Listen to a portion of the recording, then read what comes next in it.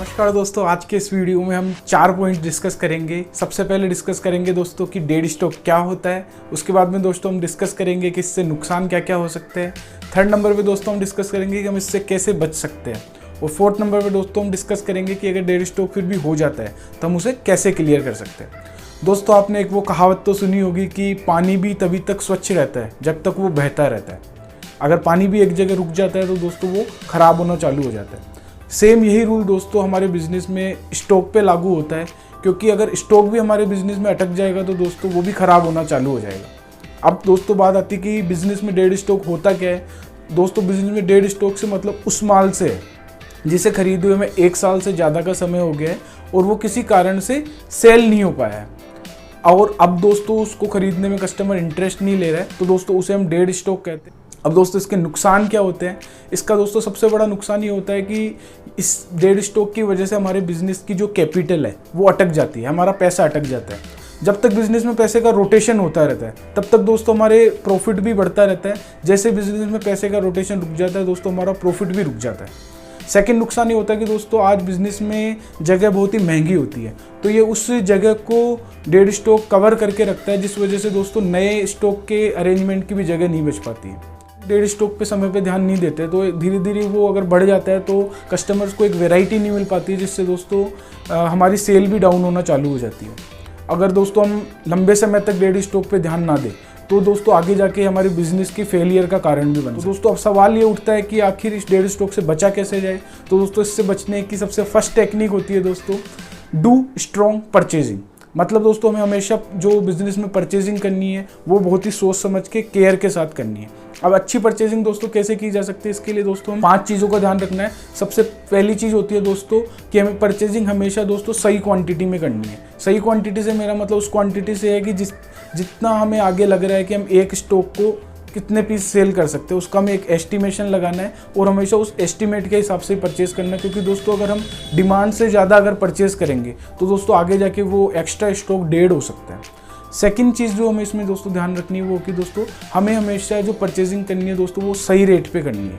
हमें हमेशा अपने कस्टमर के बजट को ध्यान में रखते हुए 2 से 3 जगह ट्राई करके जहाँ पे हमें सही रेट मिलती है उसी रेट पे हमें दोस्तों परचेजिंग करनी है। क्योंकि दोस्तों अगर हम मार्केट प्राइस से ज़्यादा पे परचेज करके ले आएंगे तो दोस्तों वो माल कम बिकेगा और आगे जाके वो डेड हो सकता है। तीसरी चीज़ दोस्तों हमें परचेजिंग में क्या ध्यान रखनी है कि परचेजिंग दोस्तों कभी भी अपने इमोशंस के आधार पे नहीं करना है। परचेजिंग हमेशा दोस्तों में कस्टमर का क्या टेस्ट है उस टेस्ट के हिसाब से ही परचेजिंग करनी है। क्योंकि अगर कस्टमर के टेस्ट का माल हमारे बिजनेस में होगा तो दोस्तों वो जल्दी सेल होगा। फोर्थ चीज़ दोस्तों हमें ध्यान रखनी है कि हमेशा परचेजिंग दोस्तों एक रेगुलर बेसिस पे होते रहना चाहिए। इससे दोस्तों फ़ायदा ये होता है कि पुराने के साथ साथ नया माल मिक्स होता रहता है, जिससे पुराना माल भी निकलता रहता है।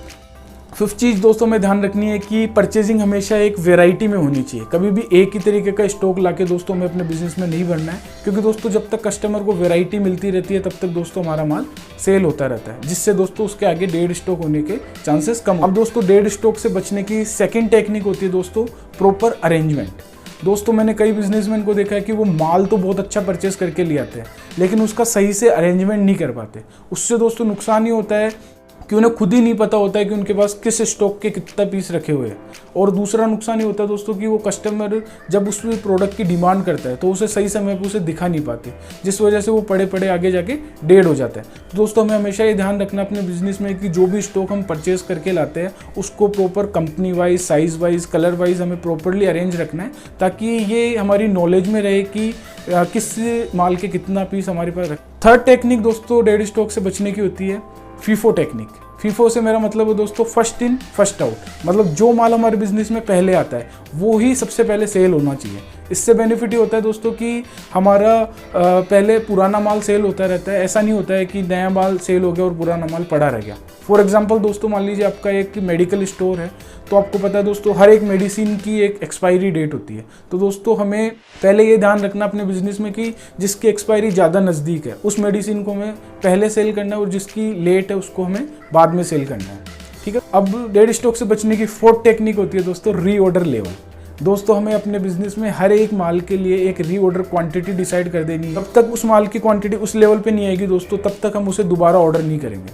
फॉर एग्जांपल दोस्तों आज मेरा गारमेंट्स का बिजनेस है, इसमें मैंने ब्लैक जीन्स जो होती है उसकी रीऑर्डर क्वांटिटी 2 डिसाइड कर रखी है। तो जब तक किसी भी साइज़ में 2 ब्लैक जीन्स नहीं बचती है तब तक मैं उसको दोबारा परचेज़ करने का ऑर्डर नहीं देता हूँ। इससे फ़ायदा ये होता है दोस्तों कि एक ही जैसा माल ज़्यादा इकट्ठा नहीं होता हमारे बिज़नेस में। दोस्तों हमें कभी भी किसी स्कीम के लालच में आके या डिस्काउंट के लालच में आके ज़्यादा परचेज़ नहीं करना है। हमें हमेशा दोस्तों अपने रीऑर्डर लेवल को ध्यान में रख के ही परचेज़ करना है। डेड स्टॉक से बचने की 5th टेक्निक होती है दोस्तों GR ऑन टाइम। दोस्तों कई बार परचेज़ करने के बाद हमें इस चीज़ का एहसास होता है कि जो माल हमने ख़रीदा है वो दोस्तों हमारे बिज़नेस के लिए सूटेबल नहीं है, या तो वो बहुत महंगा ख़रीद लिया दोस्तों हमने, या दोस्तों जो उसका टेस्ट है वो हमारे बिज़नेस के लिए सही नहीं है। उसको होलसेलर को समय पे GR करना चाहिए दोस्तों। अगर हम लेट GR करेंगे तो दोस्तों एक तो हो सकता है होलसेलर उसे वापस लेने से मना कर दे। दोस्तों मैंने कई बिजनेसमैन को देखा है जो ये सोचते हैं कि यार देखते हैं, हो सकता है चल जाएगा, देखेंगे आगे। तो दोस्तों कभी भी आलस नहीं करना चाहिए। अगर हम समय पे GR दे देंगे तो दोस्तों वो स्टॉक आगे जाके डेड नहीं होगा। डेड स्टॉक से बचने की 6th टेक्निक होती है दोस्तों ट्राई टू इंक्रीज सेल। दोस्तों हमें अपने बिजनेस की सेल को बढ़ाने की हमेशा कोशिश करते रहना है, क्योंकि दोस्तों जिस बिजनेस में सेल अच्छी होती रहती है उसमें स्टॉक का रोटेशन जल्दी रोटेट होता रहता है, जिससे दोस्तों कोई भी स्टॉक डेड नहीं होता है। अब दोस्तों हमें अपने बिजनेस की सेल कैसे बढ़ानी है, उसके लिए दोस्तों हमें अपने बिजनेस का सही से प्रमोशन करना है, हर एक माल का प्रॉपर डिस्प्ले करना है, क्योंकि दोस्तों जो माल दिखता है वही बिकता है। अब दोस्तों जो डेड स्टॉक से रिलेटेड लास्ट टेक्निक होती है वो सबसे इंपॉर्टेंट टेक्निक है दोस्तों, ये होती है टेक एक्शन ऑन टाइम। दोस्तों कई बार हम सभी टेक्निक्स यूज़ करने के बाद भी दोस्तों कुछ पीसेज हमारे बिजनेस में ऐसे होते हैं जो डेड हो जाते हैं, लेकिन उसके लिए सबसे पहले ज़रूरी है दोस्तों कि हम उस स्टॉक को एक्सेप्ट करें कि वो डेड हो गए। दोस्तों सबसे पहले हमें क्या करना है कि जो स्टॉक डेड हो गए उन्हें दोस्तों सेलेक्ट करके अलग से अरेंज करना है, ताकि दोस्तों वो हमारी नज़र में रहे। दोस्तों जहाँ तक हो सके उस डेड स्टॉक का अरेंजमेंट कैश काउंटर के पास वाली रेक में रखना चाहिए, ताकि आपकी नॉलेज में भी रहे कि मेरे पास कौन सा माल डेड हो। अब जरूरी है दोस्तों कि इस माल की रीपैकिंग करी जाए, क्योंकि दोस्तों माल पड़े पड़े उसकी थैली खराब हो सकती है, उसका बॉक्स खराब हो सकता है। तो ये जरूरी है दोस्तों कि हम सबसे पहले उसकी रीपैकिंग करें, ताकि कस्टमर पे उसका फर्स्ट इंप्रेशन अच्छा पड़े।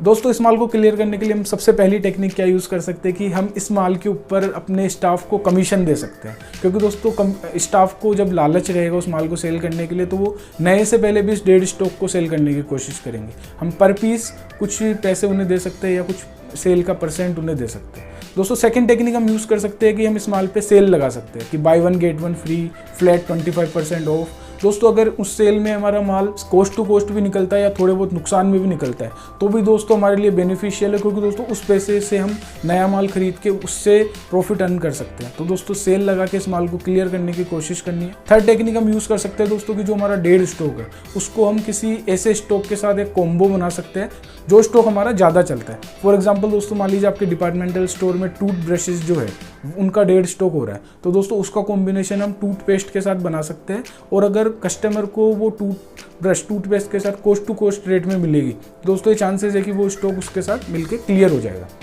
फोर्थ टेक्निक दोस्तों हम क्या यूज़ कर सकते हैं कि कई बार दोस्तों हमारे बिजनेस में जो हमारे परमानेंट कस्टमर्स होते हैं वो हमसे कैश डिस्काउंट डिमांड करते हैं। तो दोस्तों हम उन्हें कैश में डिस्काउंट देने के बजाय जो हमारा डेड स्टॉक होता है उसमें से ही कोई आइटम उन्हें एज ए फ्री गिफ्ट दे सकते हैं। उससे दोस्तों कस्टमर भी खुश हो जाएगा और हमारा डेड स्टॉक भी क्लियर हो जाएगा। फिफ्थ टेक्निक दोस्तों हम इसमें क्या यूज़ कर सकते हैं कि हम किसी फेरी वाले को या जो ऐसे पर्सन होते हैं जो किसी बुध बाज़ार में या रवि बाज़ार में या फिर किसी मेले में कोई अपनी स्टॉल लगा के माल सेल करते हैं, तो हम कमीशन बेसिस पे उन्हें अपना माल दे सकते हैं, जिससे भी हमारा डेड स्टॉक क्लियर हो सकता है। और दोस्तों ये डेड स्टॉक से रिलेटेड मैंने कुछ टेक्निक्स आपके साथ डिस्कस करी है। मैं उम्मीद करता हूँ कि दोस्तों इन टेक्निक्स को आप अपने बिजनेस में यूज़ करेंगे और आप बिजनेस में दोस्तों हमेशा 0 डेड स्टॉक की पॉलिसी फॉलो करेंगे, तो आपका बिजनेस ज़रूर ग्रो करेगा दोस्तों। तो अगर आपको ये वीडियो पसंद आया तो उसे लाइक करना ना भूलें दोस्तों। इस वीडियो के डिस्क्रिप्शन में दोस्तों मैंने कुछ इंपॉर्टेंट लिंक्स दिए हैं, उन्हें जाके ज़रूर से चेक करें। आपको सबसे अच्छी लर्निंग क्या लगी, आपके कोई सजेशंस हो उन्हें जाके कमेंट करें दोस्तों, और इस चैनल को सब्सक्राइब करना ना भूलें और बेल आइकन पे प्रेस करना ना भूलें, ताकि इस तरीके के कोई भी इंपॉर्टेंट वीडियो आपसे मिस ना हो सके। आपने दोस्तों इतना समय देके वीडियो देखा इसके लिए आपका तहे दिल से धन्यवाद। जय हिंद। बिजनेस आसान है।